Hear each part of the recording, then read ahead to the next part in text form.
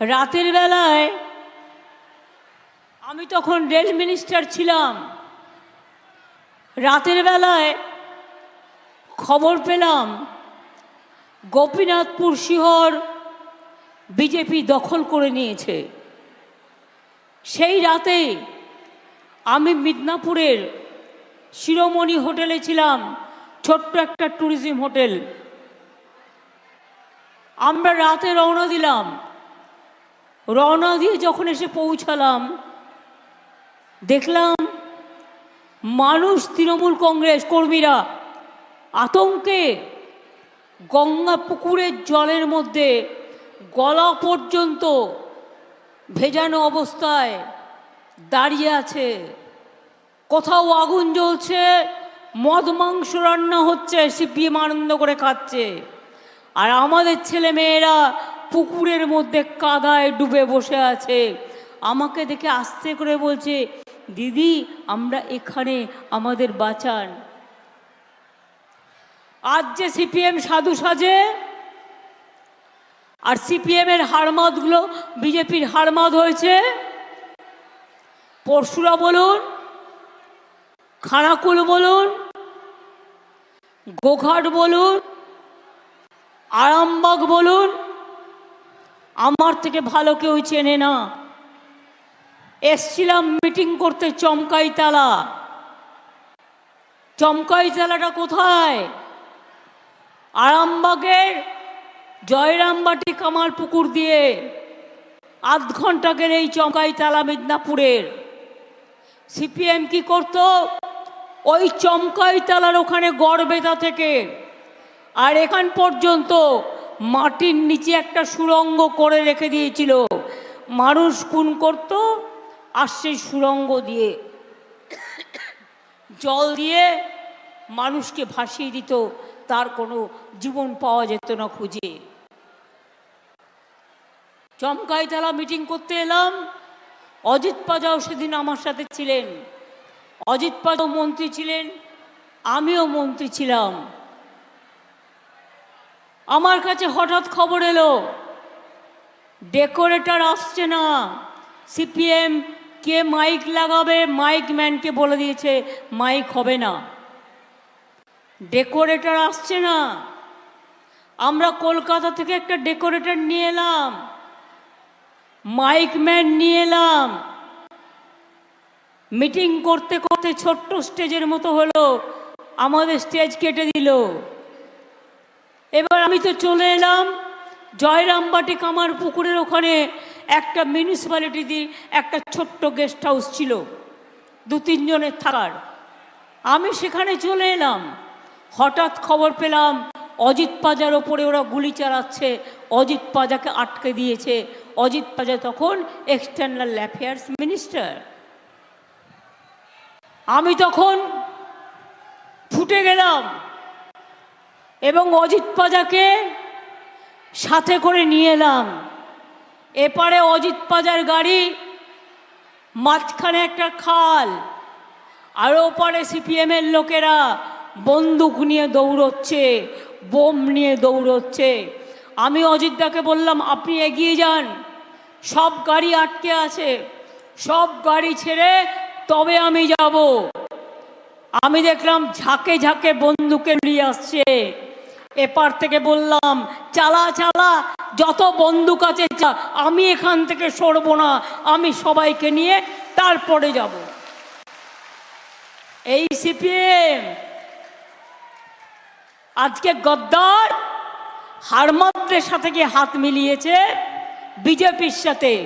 বিজেপির সব নেতা হচ্ছে সিপিএমের ওই গুন্ডারা। মনে রাখবেন, এরা এলাকায় জিতলে ত্রাস করে দেবে, ত্রাস। আমাকে আর বলবেন না কেন এখানে আবার চমকাইতলা হলো, কেন এখানে আবার গোপীনাথপুর হলো, কেন এখানে আবার শিয়র হলো। জয়রামবাটি কামার পুকুর মা সারদা মায়ের স্থান, রামকৃষ্ণ পরমহংসদেবের পবিত্র ভূমি। রাসবিহারী বোস থেকে শুরু করে, কেশবচন্দ্র নাগ থেকে শুরু করে সমস্ত পবিত্র মানুষের পবিত্র জায়গা কেশবচন্দ্রনাগ, তারপরে আমার বাড়ির কাছে থাকতেন পাড়ায়, এখনও ওদের বাড়িটা আছে। আমি আপনাদের অ্যালার্ট করলাম, একটু সতর্ক করলাম, আগামী দিন যদি রক্তারক্তি না চান, শুনুন, আমাদের কেউ বদমাইশি করলে আমি ডেকে তাকে দুটো থাপ্পড় মেরে তাড়িয়ে দিতে পারি, মানুষের ওপর কেউ যদি অত্যাচার করে। কিন্তু বিজেপি সেটা করবে না। সব সিপিএমের হারমাদ আজকে বিজেপি হয়ে গেছে, টাকা দিয়ে ভোট কিনছে, কাউকে 5,000, কাউকে 10,000, কাউকে 15,000, আর কাউকে 20,000। আর আমাদের যারা নেতৃবৃন্দ আছেন তাদের কাছে আমি বলবো, অনেক কষ্ট করে এই আরামবাগ উদ্ধার করা হয়েছে। মনে রাখবেন, আমি ছোট না ও ছোট, না আমি বড় না ও বড়, ডোন্ট কেয়ার, মানুষকে কেয়ার করুন, আর কোনো কিছু করবার প্রয়োজন নেই।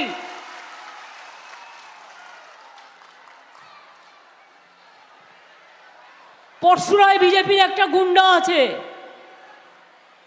ইকবাল মারা যাওয়ার পর খানাকুলে ইকবাল এমএলএ ছিল, ততদিন এলাকা কন্ট্রোলে রাখত। ইকবালের দাদা সুলতানকে প্রায় সিবিআইয়ের জন্যই মারা গেছে। ইকবাল চলে যাবার পর পরশুরা খানাকুলে আমাদের একটু প্রবলেম আছে, তারকেশ্বরে তো নেই। যদি খানাকুল আর ইকবাল, এই খানাকুল আর পরশুরায় প্রবলেম হয়, তোমরা সেটাকে মিটাবে। তারকেশ্বরে তো প্রবলেম হওয়ার কথা নয়, হরিপাল বেচার এলাকায় তো প্রবলেম হওয়ার কথা নয়, কৃষ্ণর এলাকায় তো প্রবলেম হওয়ার কথা নয়। গোঘাটে মানুষরা কোথায়? প্রবলেম হওয়ার তো কথা নয়। গোঘাট একসময় মানুষ হেরে গেছে, তাতে কি আছে? মানুষ হারিয়েছেন, আবার মানুষ জেতাবেন। এবার আমাদের প্রার্থীটাকে মিতালি বাগ, এসো তো এদিকে। ও হচ্ছে বাগদি কমিউনিটির একটি মেয়ে, উচ্চ শিক্ষা করেছে, এবং এই যে বলতো না বাউরি বাগদিদের টিকিট দেয় না, আজকে আমরা প্রমাণ করে দিয়েছি বাউরি বাগদি ভূমিজ সমাজ সমস্ত নিম্ন বর্ণের লোকেরাও প্রার্থী হতে পারে। আমার বর্ধমানে ডক্টর শর্মিলা সরকার, নিম্নবর্ণ মেয়ে ওখানকার, ও হচ্ছে বাগদি, আর একজন হচ্ছে বাউরি। সুতরাং এই যে মর্যাদাটা আপনাদের হাতে তুলে দিয়েছি, এই মেয়েটি জীবনে বিয়ে করেনি, কেন জানেন? ভালো করে দলটা করবে বলে। গ্রাম সভা করেছে, পঞ্চায়েত সমিতি করেছে, জেলা পরিষদ করেছে, আজ পর্যন্ত কেউ তার নামে একটা কালির আঁচড় দিতে পারবে না। আর বিজেপির কে ক্যান্ডিডেট আমি জানি না, নামও জানি না, কে গো?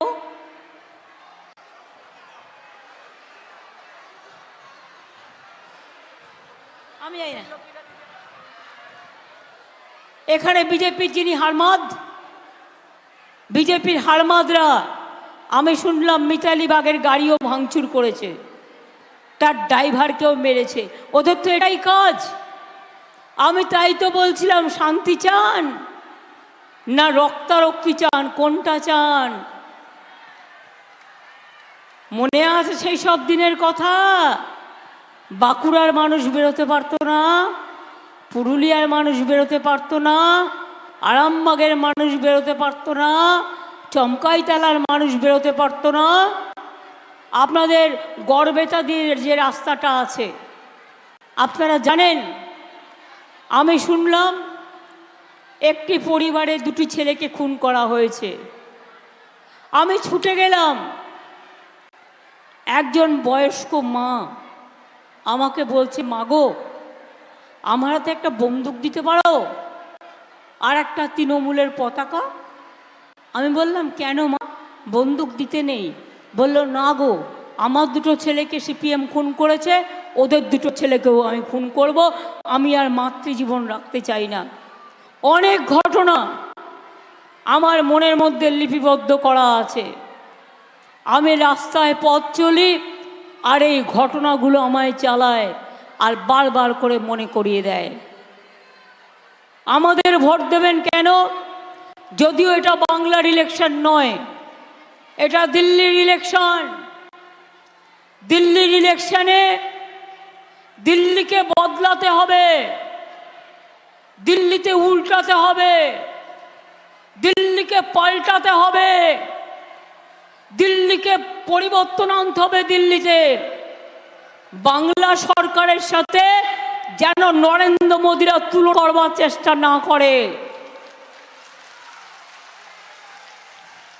শুধু মিথ্যে কথা বলে।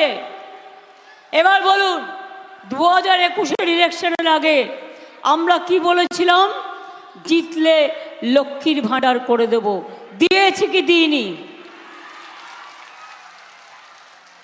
এবং এখন আবার বলছি, এটা যতদিন বাঁচবেন ততদিন পাবেন। জিজ্ঞেস করুন কৃষকদের ভাতা 10,000 টাকা দিয়েছে কি দিইনি?